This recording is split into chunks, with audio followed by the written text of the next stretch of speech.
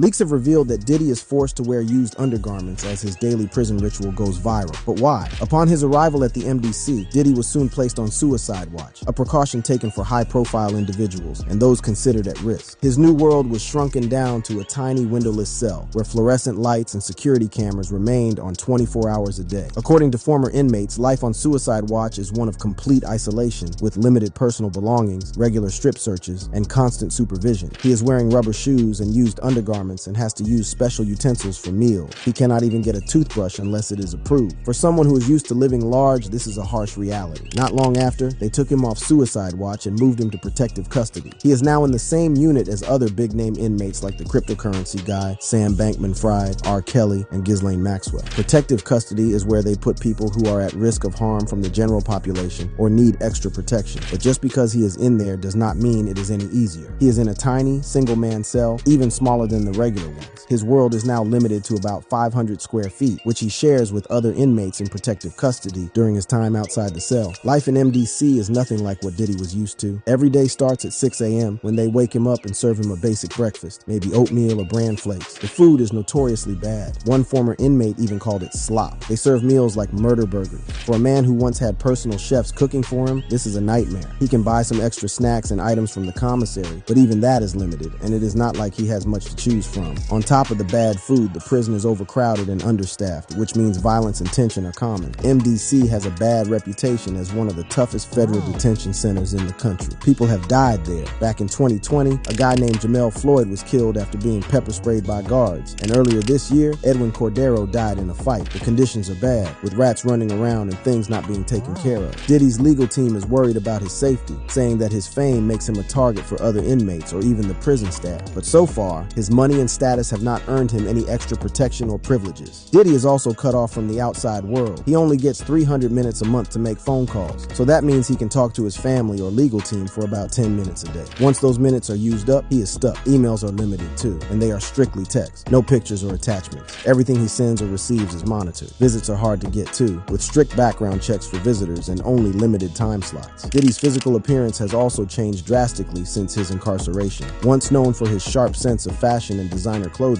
he now wears a standard prison uniform. He was given 2 sets of clothes, including socks and used undergarments. Like all inmates, Diddy is subject to regular strip searches, which are invasive and humiliating. Guards check every part of the inmate's body, making sure there is no contraband, and the process is repeated anytime an inmate leaves their cell or interacts with other parts of the facility. There is no entertainment inside either. No TVs, no radios, just him and his thoughts. He is allowed to have a Bible or 1 book a week, and that is it. There is no Netflix, no news, no distractions from the bleak reality of prison life. Even in the general population, inmates might have a few TVs to share, but in protective custody, it is just isolation. Diddy's wealth and status, which once gave him access to every luxury, mean absolutely nothing there. As for his